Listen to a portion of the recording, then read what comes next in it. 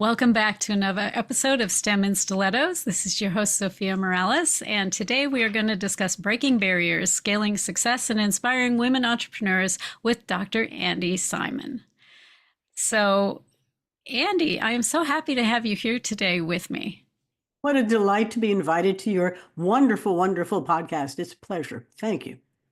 So, you have an incredible background. You studied anthropology, you worked in the Fortune 500 in companies and corporations. You've been doing consulting.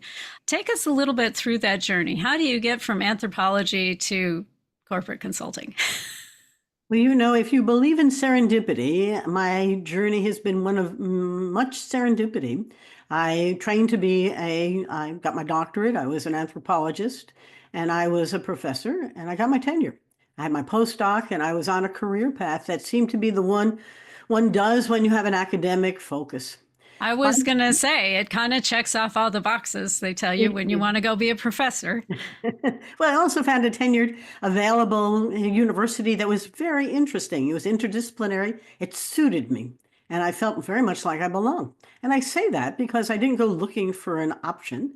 By chance, my husband was an executive at Citibank during deregulation and at a lovely cocktail party with executives there. We were talking about what do you do, all the conversations you have over a nice glass of wine.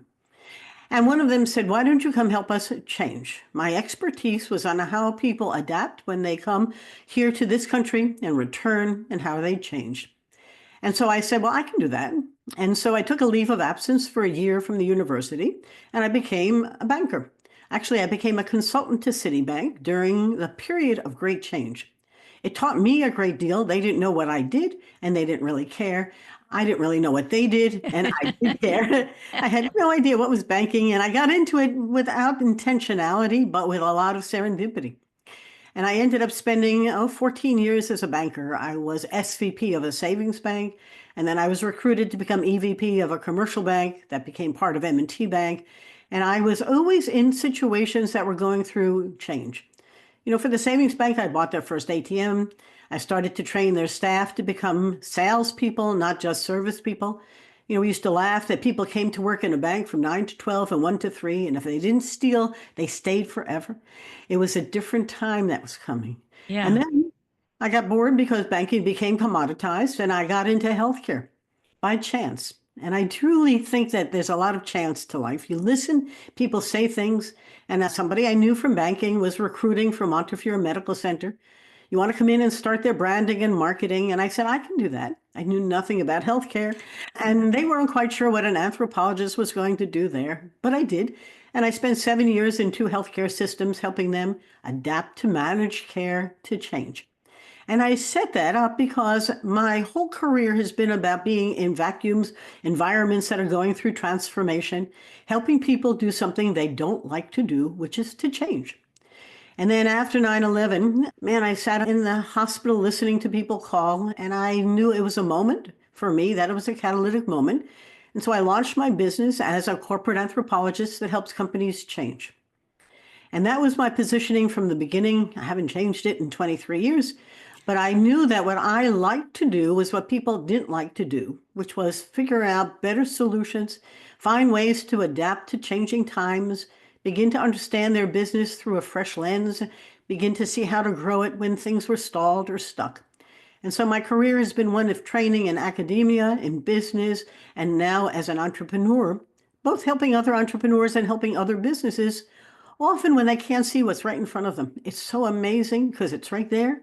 But they need a fresh lens to come and look at it and see, oh, that's what's upon. And it's always a great opportunity, just waiting. Yeah. So that's who I am. That is really, really intriguing. And you're effortlessly doing something that a lot of women struggle with, which is, I don't have the credentials to XYZ, right? Because you went from academia into corporate consulting with a bank of all things. And a lot of women would look at that and go, well, I don't know anything about banking. I don't know anything about corporate, all of this. So talk to me a little bit about the mindset that you go into something like that with. How do you sell yourself when you're in a situation like that where you feel like maybe you don't have all the credentials, but you still feel you can be of service?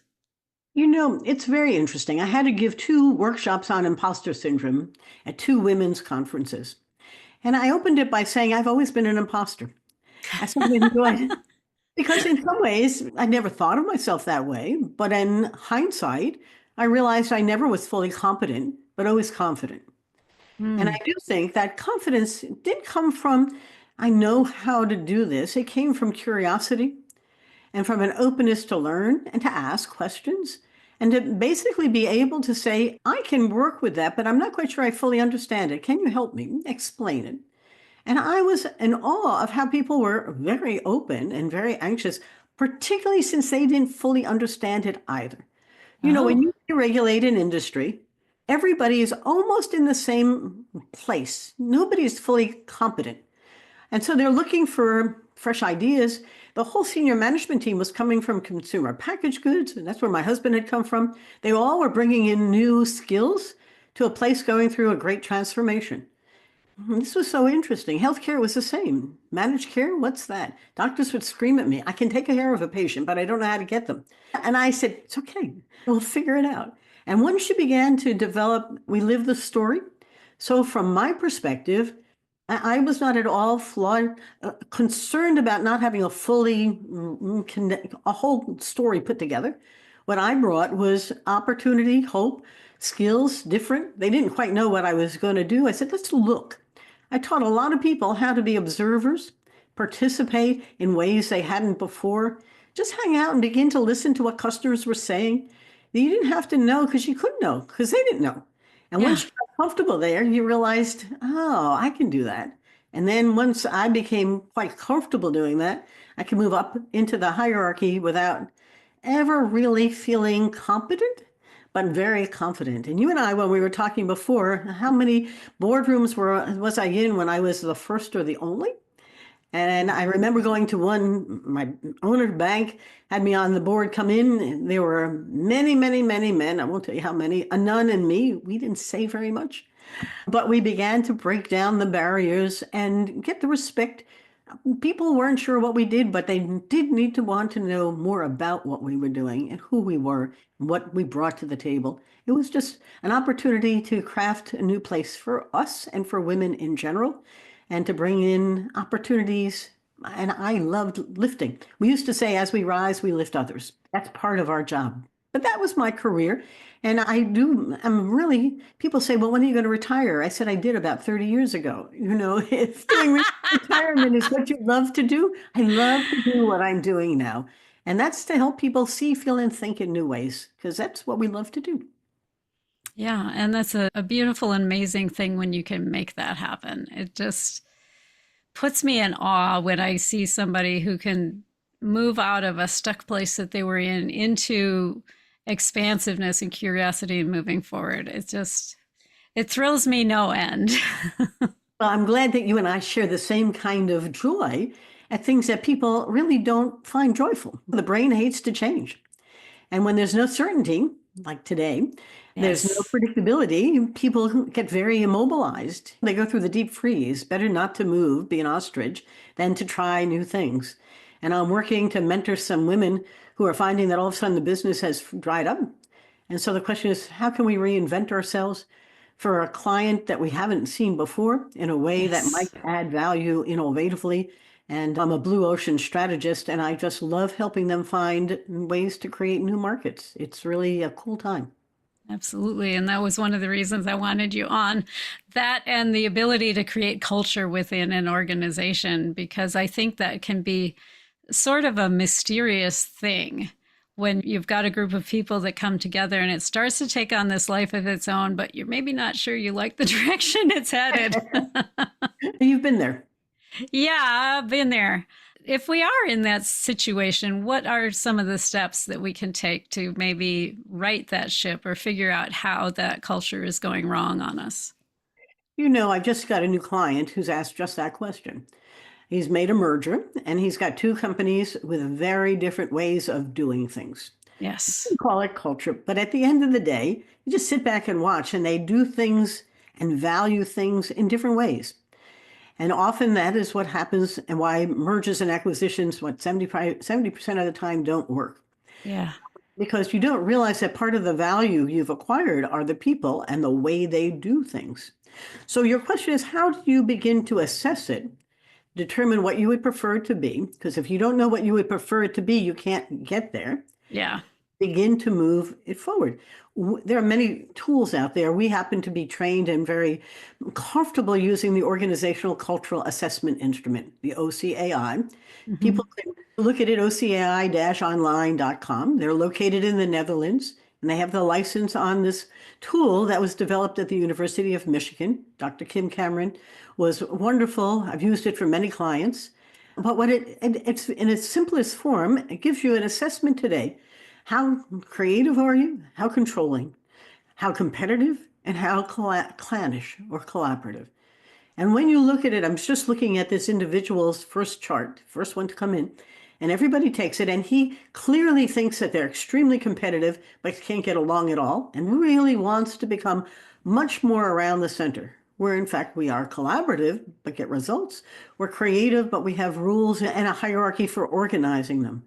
Those are the best and the strongest kinds. But I have clients with different departments, one of which is completely clan, another completely competitive. I had one client and they made 4 acquisitions, all of which were very different than what he was doing. And he couldn't figure out why he couldn't get his processes into place so they could get the results they wanted. And they kept saying, "What are you talking about?" I don't know what it means. We don't do processes. They were family firms and they were waiting for the rainmaker to help them be creators. So it's a Yeah. very interesting, I like the process because it immediately shows you on the graph what you want and what you would like it to be. And once you begin to migrate, then the question becomes, and I had a hospital system who wanted to be more innovative and collaborative. So collaboration. Do you want the nurses to contact housekeeping right away when a patient's discharged so they can change the bedding? Oh, no, no, that's too fast. We can't do it that way. Housekeeping doesn't move that way. They come up at their process, but we want to collaborate better. Okay, give me another collaboration. How are you going to work? There were 9 unions, 9, even the nurse managers had one. Yeah. How are you going to get organized so that the staffing is more fluid? And innovation, give me an innovation. Will nurses be able to change the doctor's directives at the bedside? No. How are you going to be more innovative in the emergency room? And so while they aspired to be able to be creative and collaborative, actually behaving that way was a foreign entity. Mhm. And really, they aspired to something they weren't ready to go try. Because the Yeah. way they've always done it, the habits were so comfortable, and the new one was very frightening. What will Yes. happen? And then the fear became overwhelming. So the CEO signed every check. So I can give you a little clue on how control. Control is high. Yes. Control. But it's a wonderful, I guess, a step to think about what is it we want to do. Particularly, I had one client, they were down in Mexico and they couldn't hold on to anybody who came in who was young. They Hmm. were so siloed and so regimented.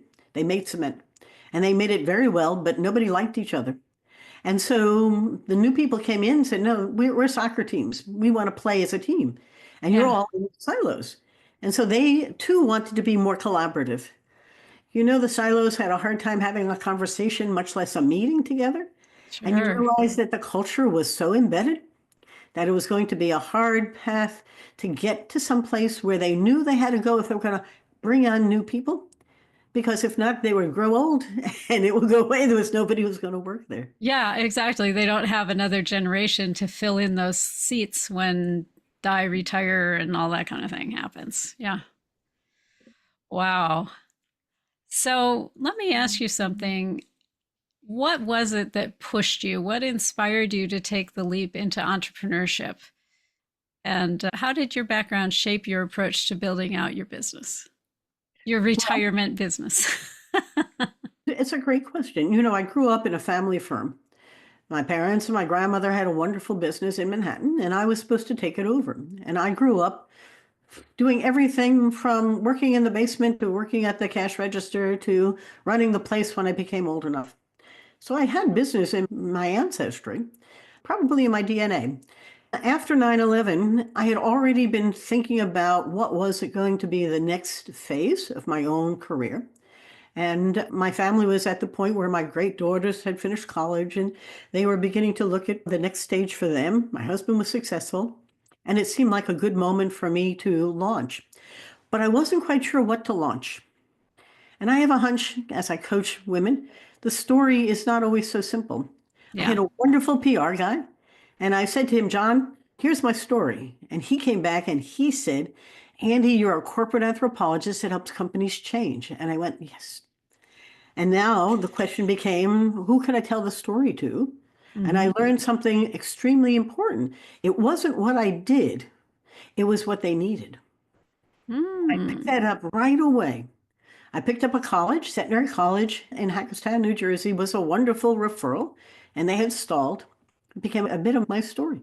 I said, okay, so I became anthropological with them, hung out, and began to see why they stalled. They were in an area without a lot of commuters.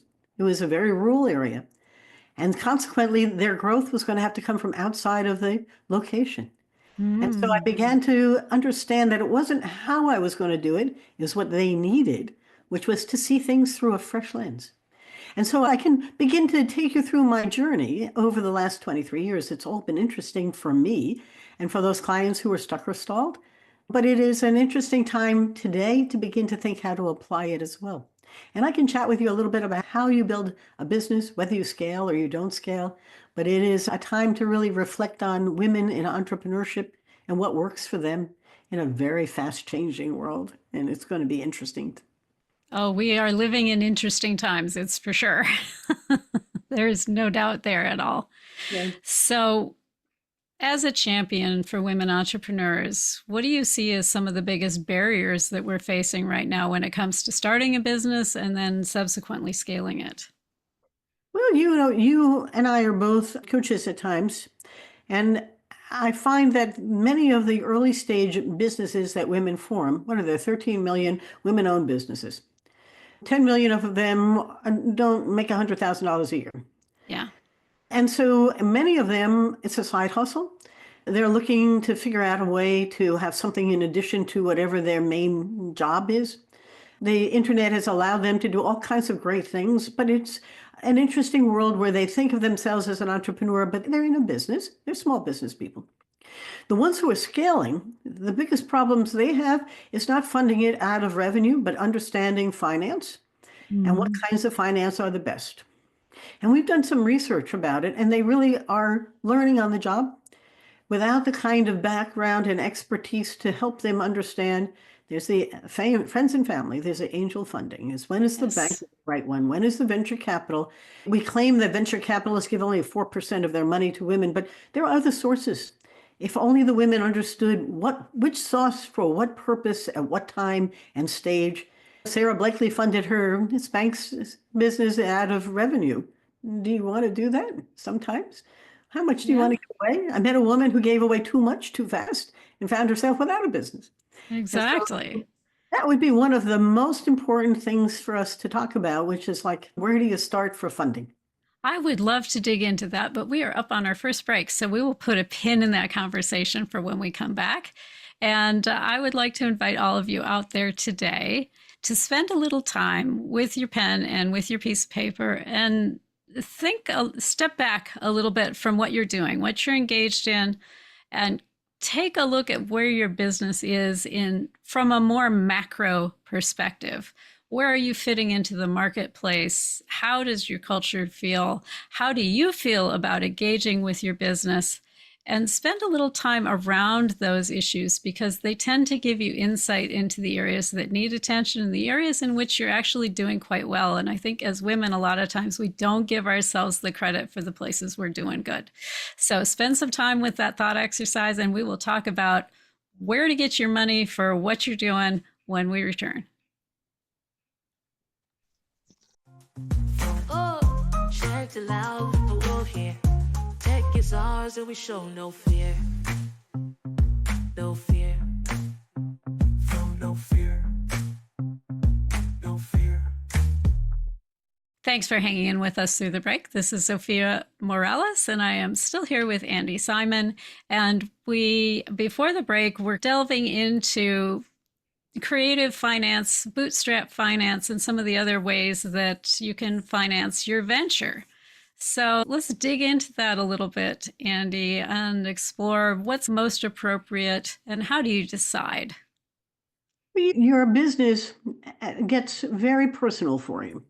And so if I had to start at the biggest obstacle that many women entrepreneurs face is that they are uncomfortable with bringing in money from outside and knowing how to use it appropriately for what purposes to get the right returns and how to evaluate the returns. And so consequently, when you're early stage and you're getting angel funding or you're getting friends and family funding, what do you use it for? Are you using it for payroll? Are you using it to invest in product development? Are you using it for equipment? What is the need that you have identified? And there's always payroll, but the question is, what is the best, most use for this, and how are you beginning to develop your revenue streams? The second part is that as you're beginning to scale, you're going to be looking at what you need to get to what stage. And there's always a company at X million that wants to go to 3 times X million. Right. And when you talk to them, you begin to realize that they don't really understand things go up geometrically, not arithmetically. Right? If you're going to go from 5 million to 20 million, it's not simply adding some more stuff, it's adding a whole different approach to it. And that requires often new talent to come in who really understand both how to finance it appropriately, how to manage the flows, and how to watch out for the slow flows that go through. You can't wait 120 days to get paid. So there's all kinds of issues on how are you going to underwrite it. And then when you do get to that 20 million, if you're going to go where you want to go, 50 million, you have to have some idea whether the market will carry you, how to do it slowly, or how to grow through either acquisitions or other kinds of funding. And I mentioned that one woman who tells a story about having built a good business and brought in venture capital funding and found herself, actually brought in private equity, and found herself giving away 51% and finding herself now no longer in control and then finding herself out of a business. Yes, because sometimes they will do that. They will just slip the founder right out the side door. Right out the side door. And so for women who are trying to grow a business, it's time for an education. Now, I can give you the odds, but not be your coach. But I can tell you to find a good coach who you trust, who can be a really good provider of insight into the best ways to do it. Now, it isn't easy because you're learning both a new business, how to run that business, and how to fund that business. And if you are wise, you'll start with the numbers. You'll become really good at those numbers. You'll understand what the numbers mean. Don't turn it over to somebody without being really deep into the numbers. If you're uncomfortable with the numbers, get comfortable. Yeah, or find a mentor who can help you get comfortable. Exactly, because quite frankly, your story is your story. And if you ever go out for money from even at a bank, it's all in the numbers. It's nice to have a vision and have a dream, but unless the numbers are there, there's no value to the business. I did a podcast recently with a gentleman who specializes in valuation, and he said, it's all in the numbers. And whatever you do, try to show profit. We were talking about companies that show no profit, so they pay no taxes and then have no value. Oh, yeah.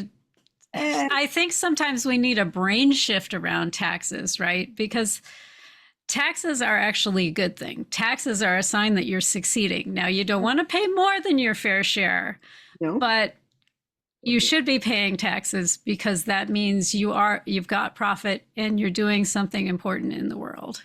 And you don't want to find yourself now going to something for money to take you to the next level, and they're looking and you have no track record of delivering a positive profits. Exactly.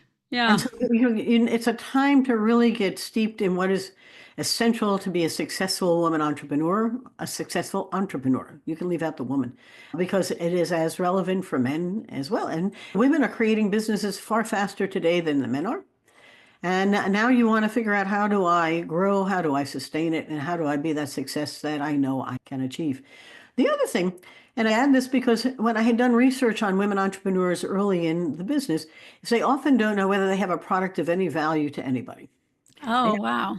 They had an idea, Mhm. but the market wasn't interested in either the way they positioned it, how they were selling it, how they were marketing it. They missed the boat.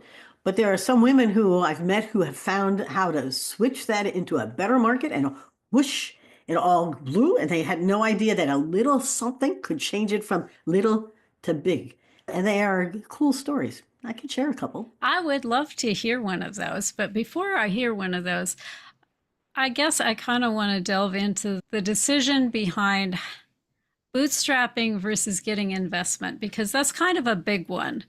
And I think there are some myths or thought misconceptions around getting an investor or an investment and what that's going to do for you as opposed to bootstrapping your sales into something larger. When you start looking for an investor, the question is, what are they going to want in exchange for their resources? What are they going to bring? And I had one situation where the investor was with them for 14 years. They stuck. They went through good times and bad times. They were aligned with what the mission of the company was and how they were going to grow it. And as it grew, they could see the opportunities coming together. Bootstrapping, angel funding, or more friends and family than angel funding, gives you soft money that you can return an investment on without the hard expectations. But I do think that when you reach a point where your seriousness is now to be tested, you're going to the next stage, and you can see it coming in, you're going to need some money from someone who's going to be aligned with you and your growth, can see the market and as it's growing and see the role you play in it. And then you have a partner who's going to help you sustain your growth. And you really are looking for a financial partner who can help do that. And so, from my own experiences and those I've worked with, it's a different story. You're no longer just nice, it's really essential.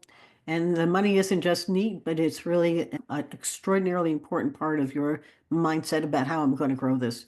You treat it very seriously. Yeah, I like that.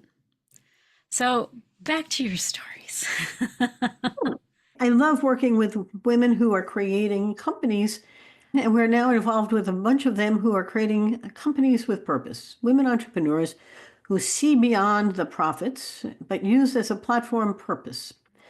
One that I love that switched from okay to really cool, Danielle Finkelstein and Time Sullivan started, they left corporate where they had very good jobs, and they wanted to do something purposeful and meaningful. And one of the things they found was, and you'll enjoy this, period products. The whole world of getting sustainable period products for women was not being addressed. So they found them, Yes. and they began to develop it. And their stuff was going on shelves, competing with others just like them.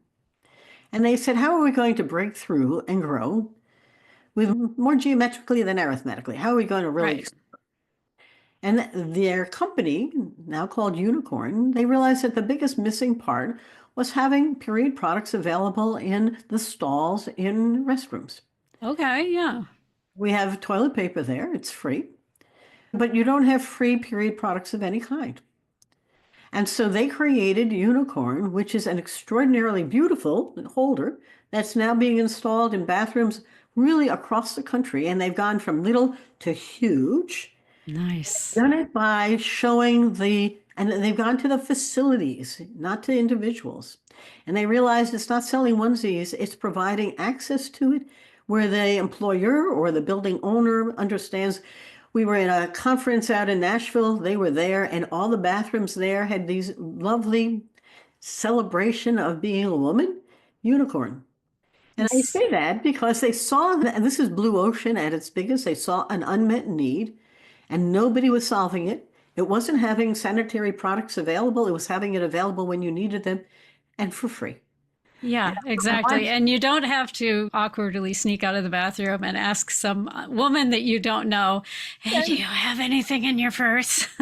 It is not easy for women anywhere in the world to be a woman. Yeah. And so I use their story whenever I can because they're two very successful women. They're great fun and they're getting all kinds of accolades for doing something that should have been a long time ago. Why is it so hard, right? I Yeah. mean, they have little machines that you put your money into and you could get a tampon out of it, but they were broken and never refilled. Oh, exactly. They were always empty. Always empty. And you had to pay for it. So that's one that I always love.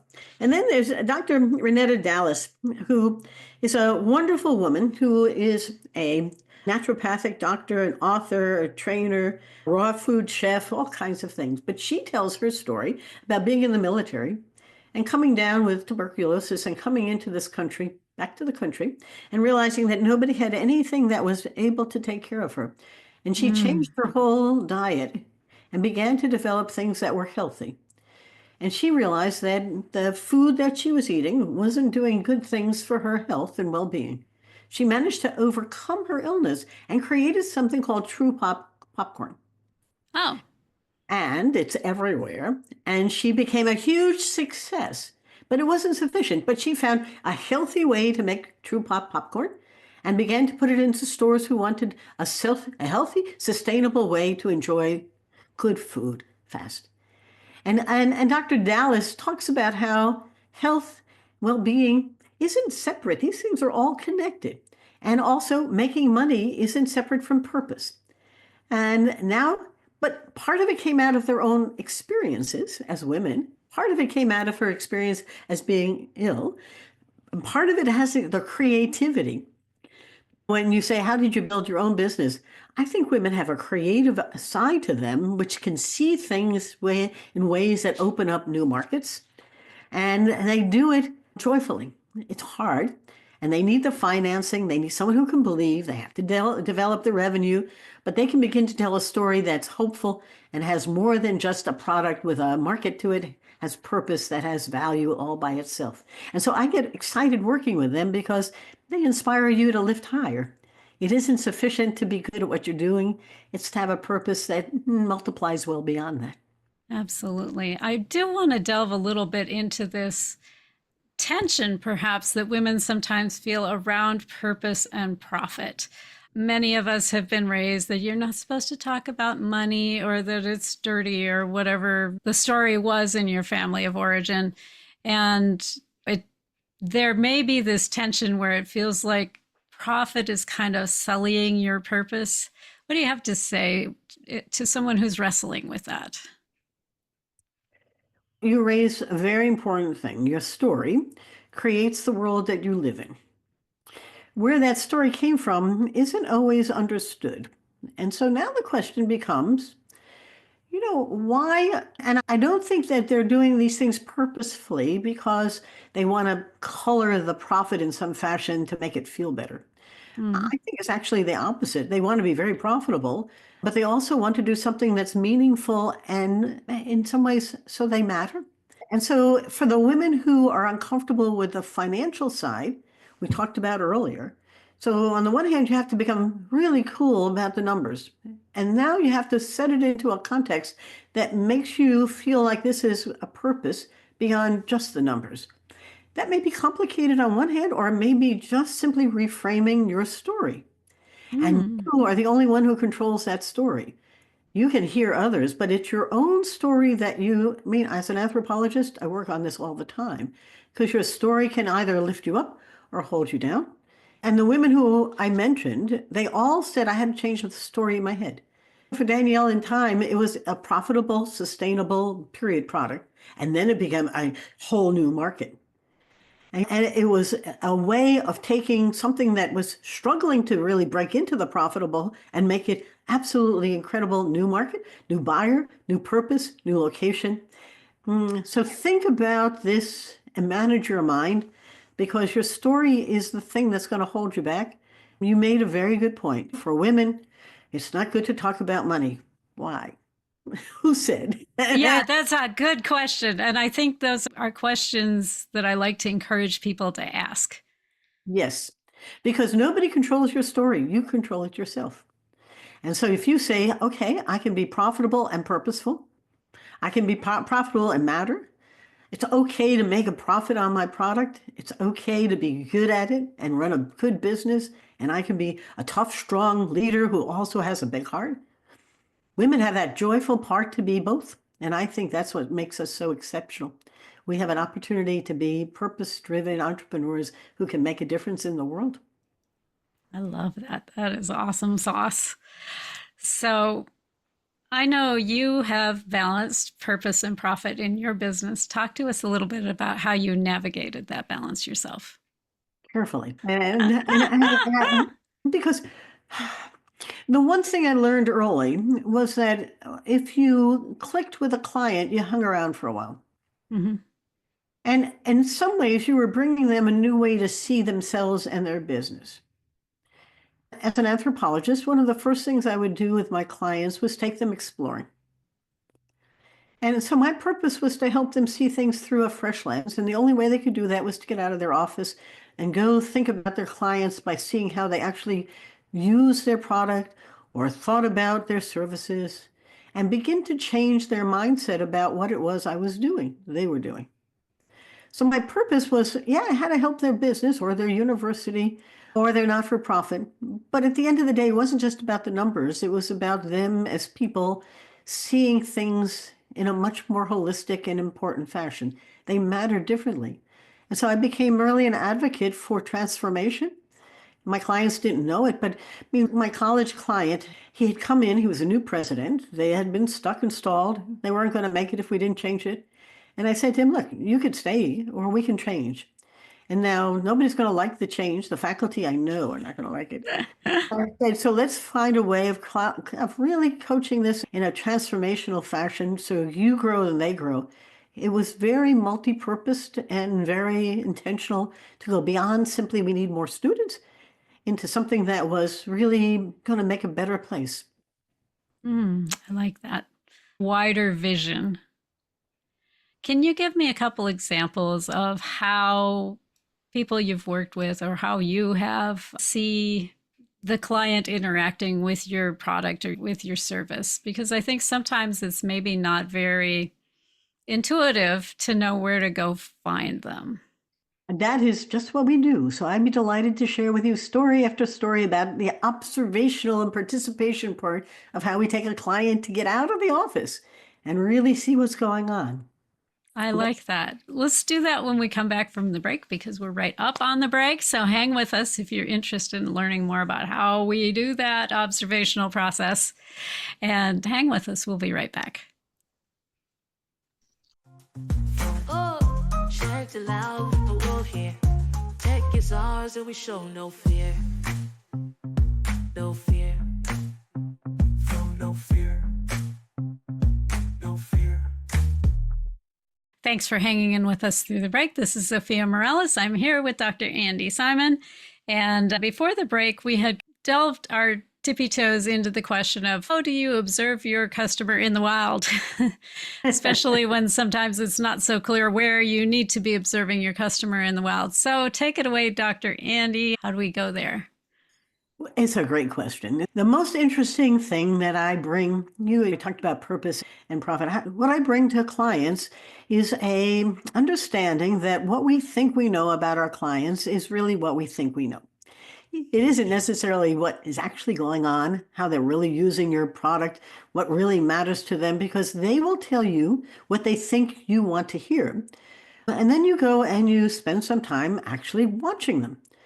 And I take my clients with me because if I go by myself, they delete me when I come back. No, that really wasn't what it was. You take them with you and you listen together, and then you leave the situation wherever you are and you write down everything you thought you heard. You realize that you were together in one place with two different experiences going on. And that's where you have some deep conversations. So I'll give you a couple of illustrations. Yes, please. Because they're all fun. I had one, he's a chapter in my book, and Mark Schmidt had a battery company. And he waited for people to bring them the specs, and then he built great batteries. He took us to China to see his new factory. Wow. The business was dependent upon people bringing him. He didn't make anything until they came with specifications. And so I said, let's find out what they really are concerned about. And so we went out. I went out with a sales manager, with his salespeople, with Mark. We went out to watch what they were doing, look at what they were doing with the batteries, understand some of their challenges. One place we went to the factory floor and we watched, and their biggest challenge was having the right battery at the right time available. And he began to create almost a vending machine to solve the problem. Went to another one, And they were really interested because they said, we really don't need you until we need you. And Hmm. that became sort of one of those ahas that said, so how do I stay in business if they don't need me until they need me? Then he lost one of his largest clients because they wanted rechargeable batteries. And at the Ah. he said, oh, we don't do that. Now, those are famous words. Oh, And yeah. I said, open the door. And so I said to him, why don't you do it? It's not our expertise. I said, okay, there are lots of ways you can solve that problem. You can partner with somebody, you can rethink. Well, that's not what we do. I said, okay. And finally, somebody said to him and to me when we were out there doing some exploration, Mark, you're missing the point. I don't need a battery. I need lighter, longer, stronger power solutions. Oh, oh, Don't talk you love about that? stepping you out Ooh. of your little box. And Yes. out of your comfort zone. And then he had the epiphany. He said, oh, Andy, that's what you've been saying. I said, no, that's what they've been saying, but you can't hear it because that's not what you do. And so that's one of my favorite stories. Then there was another story, Benjamin Updike, and they made a wonderful house wrap. And they were stalled after the 2008 recession. And they were trying to figure out what we could use this for and how to use it. It was good in areas where there was a lot of moisture. Sure. And so we went out to one of his distributors, a store, and we talked to them. What is it you're finding? What are the trends? I love to ask people, what are keeping them up at night? What are the trends? And have a conversation. Now we're listening. People say, are you observing? Yeah, we're listening to their story. And we're not poking around with questions. We just want to hear what's keeping him up and what's happening. And said, how are you using this product?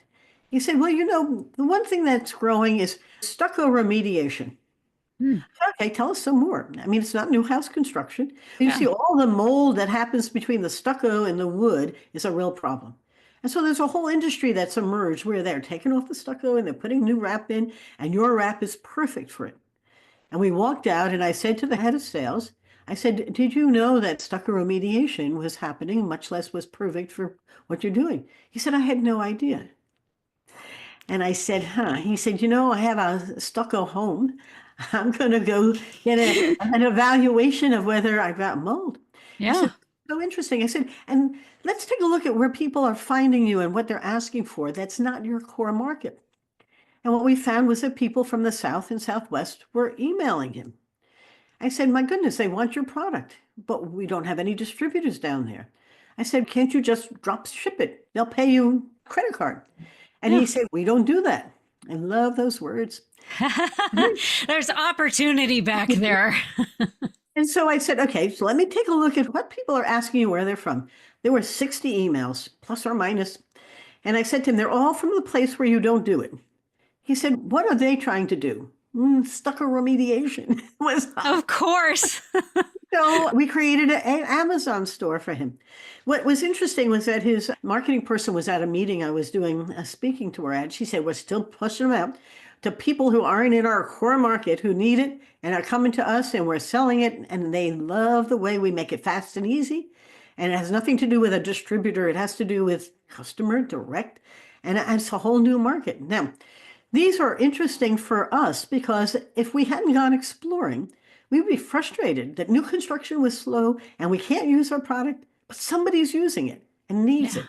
I love one of my favorite places was in hospitals. I had a hospital for 4 years that I was working with, and I hung out in the lobby. You can find out all kinds of stories. People were lost when they were coming in. They were desperate to find a way around. Hospitals are big and scary. They weren't Yeah. coming in because it's discouraged. And so we created a whole, way of giving them a guide. And the doctors had the name of the guide. So before they came, they had a guide, all kinds of things to help overcome the fear of coming to the hospital. Now, these are little things, but they're big things. Yeah. And they're opportunities to take a good business and make it greater, and to find companies that are stuck to find opportunities to grow larger. And I can only tell you that the opportunities for every one of your listeners is right here. If only they can open their mind to think about what we don't do and why not. I can keep telling you stories, but my favorite is sitting on the telephone for a customer service company and listening to the phone calls coming in from everyone who is over 50. I said, young people, don't use a telephone. Now you're missing the whole market. And it's not hard. It just requires an open mind and a willingness to listen to your customers tell you things that you don't want to hear, and stop trying to fit them into your box. Find a new box. I often say it's not about thinking out of the box, it's creating a new sandbox. It's a blue ocean Mm. waiting for you, but it's fun and I enjoy myself. I love that. It sounds like you have an absolute blast doing this. Um, a lot of entrepreneurship can be an extremely lonely journey. Your employees don't get it. Oftentimes, your family doesn't get it. Your neighbors don't get it. Why are you doing this? And it's sort of hard to find other entrepreneurs. How how do you get some connection, some mentorship, and build professional networks that can support your success? And what advice do you have for other women looking to do that? Well, those are two very big questions to unpack. The first one is, how do you find people who can be your peers, your mentors, your colleagues, and not just your customers? Because your clients aren't your friends, although sometimes they turn into friends, but they expect you to be the wisdom, and now you need others to bounce ideas off of. There's an Right. organization that I belong to called the Women Business Collaborative, and it's an organization of women in business to help other women in business. And it is a wonderful place for you to meet women. I also am an advisor on Enterprising Women, which is an organization of women who are helping women and help them grow. And I do think there's the women presidents, WPO, there's WeBank. There are associations of women who are coming together to help others rise together. But I also find that there's always one or two or three folks who, through your networking, become your colleagues. Yeah. Begin to talk to them differently than the folks who are a little bit more stranger to you, but you need to do also. And I also think the pandemic taught us that you can get on a Zoom with somebody for an hour and get inspired, get good ideas, and help each other find solutions. And then there are some people who I drop a note to every month and say, how are you doing? Yes. It's okay. Everything, it's challenging and you need a friend and it's okay. Besides, my favorite friend is my husband, who I've been married to for 57 years, and he's a serial entrepreneur. And so the two of us have spent many nights wandering around talking about ideas, solving problems, and trying to figure out, why did I buy that business? That was not a good idea. Why did I do this? But he's done well, and I've done well, because in some ways we help each other overcome those big questions and stay true to who we are. We are entrepreneurs. We love to build things. And I really do think that with a little purpose, it's more than just profit. It really is something special. I love that. I love that a lot. So, did you bring a gift with you today? I thought you did. Did I bring a gift, or can I offer a gift? Yes, exactly. Oh, I'd be delighted to offer. And I don't have lots of my books, but for today's talk, this book probably is the most relevant. It's called On the Brink, A Fresh Mhm. Lens to Take Your Business to New Heights. It's about how a little anthropology can help your business grow. All my books are on Amazon, but I'd be delighted to send a couple of those books out if you have a way of sampling folks who come in. Maybe the first 5 will come to you with a desire to. I'd be delighted to send them. I'll sign them and ship them on out. It's a great All book, right. and I think That they'd enjoy sounds it. good.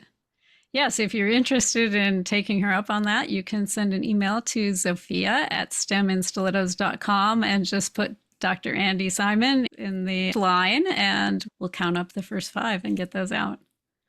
Don't forget your address. It's hard to send it otherwise.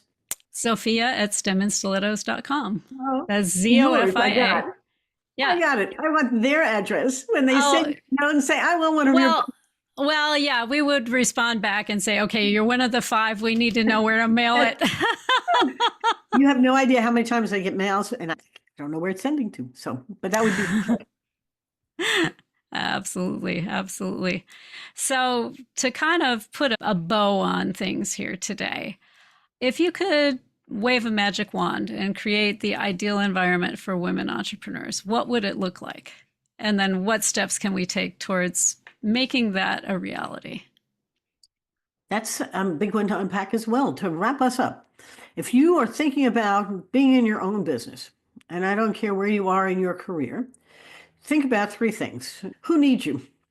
Start from the outside backwards, right? What is it currently that's solving their problem? Because if you're going to compete, it's going to be a really nasty one. So you want to be creating something. Yeah. And now the third part is, okay, how are you going to create something that's going to open up a market innovatively by adding value that others aren't? An entrepreneur isn't a small business person. You can open a small business. You can look like another. You can make cupcakes. I've had people call me, I'm opening business for cupcakes. I got it. But if Okay. you want to be an entrepreneur, you're going to be opening a new market space. So start from the outside in.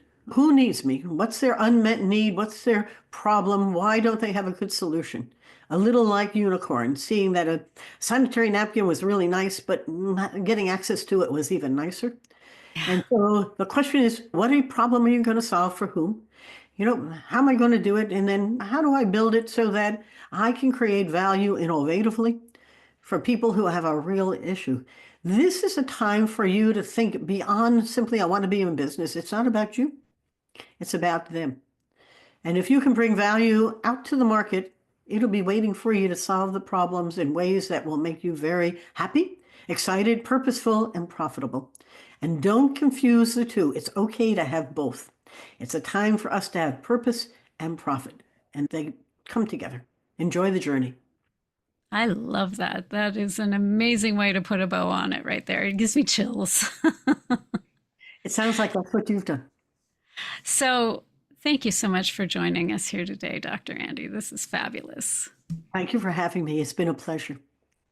And thank you to all you out there in listener land who've come and joined us today. I appreciate you investing your time here in this conversation and in yourself, in your business, in your efforts, in your community. You are making a difference in the world.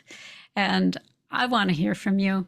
Drop me an email at Zofia@stemandstilettos.com and just let me know, is there a topic you want to see me take on, someone you'd like to see me talk to, or just let me know how the show has touched your life. I'd love to hear from you. And until next time, go out, be bold, and be beautiful.